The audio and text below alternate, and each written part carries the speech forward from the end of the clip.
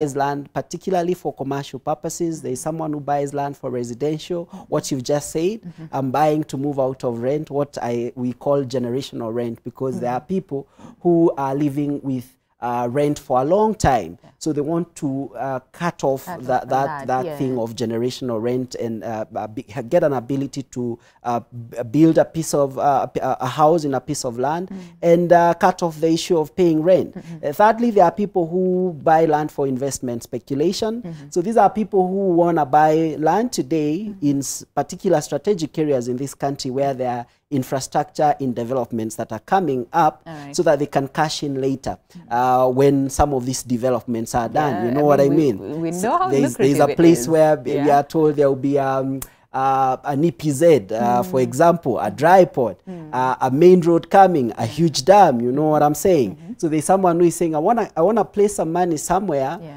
Thika Road, 10 years ago before it was done, and then once it's done, I'll be able to resell it at a higher price. There's also someone, Winnie, who is buying land because of the history. You know, you have a bad history when it comes to land ownership, when it comes to family land. So there are things that happen, and you have a wish that one day, one day you'll get to own your piece of land. And I know you understand, and the people who are watching us understand what we are talking about when it comes to history of land ownership in this country. So those are some of the reasons why people buy land in Kenya. Absolutely. Yes. So then what is it that they're looking at? Because again, you deal with so many people, and they will tell you, me nataka shamba iko karibu na airport.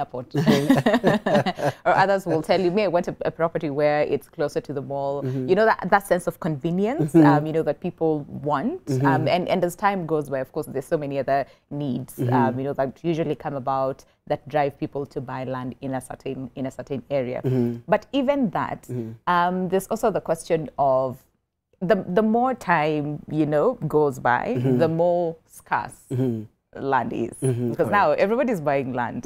Residential, you know, like apartments are set up everywhere. So then the question is, what is it that one needs to do before thinking, let alone buying, right? Before thinking about owning a land somewhere, what is it that people need to know? Because we're usually told you need to do your background research, you need to do your homework before owning a property.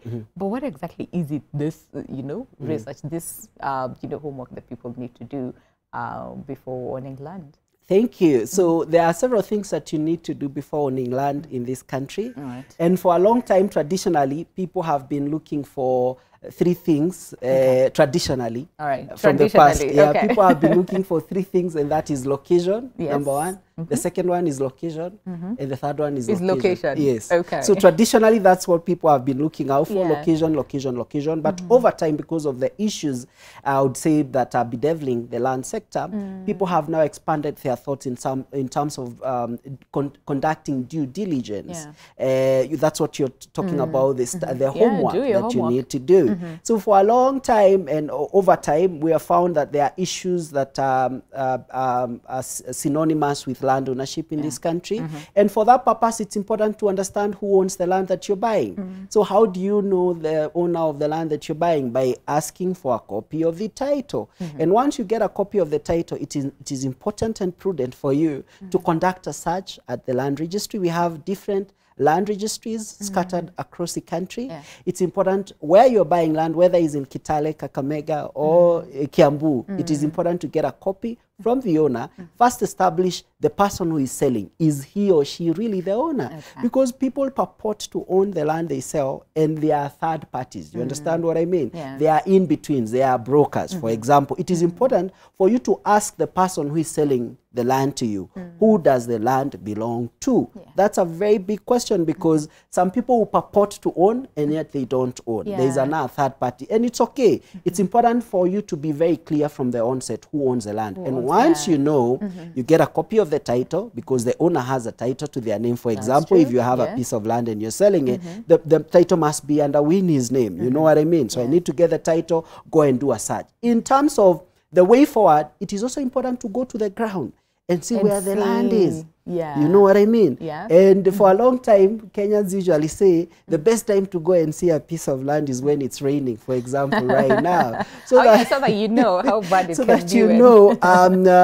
You know, different seasons, how the land looks like. You understand? Because you might buy land, and then once it starts raining, it becomes another land altogether. It becomes a water body. You know what I mean? It becomes a lake. It becomes a dam. So it's very important for you to visit the site and see in actually different seasons. Don't just go once and then that's seasons. Okay. Yeah. So it's very important to go and see the ground. It's important to ask the neighbors. For example, when you visit the piece of land, just have a chit chat with the people who are surrounding the area. It doesn't hurt to actually go and ask the neighbors, what's the history of this land? Do you know anything about this land? Because the neighbors have been there for a longer time than you are, and they'll give you a lot of information pertaining about the land that you're buying. And of course, from there, it is important to go back to the office of the people who are selling the land and just agree about the prices. One of the key things about prices is whether the price is inclusive or not. So the transfer very important,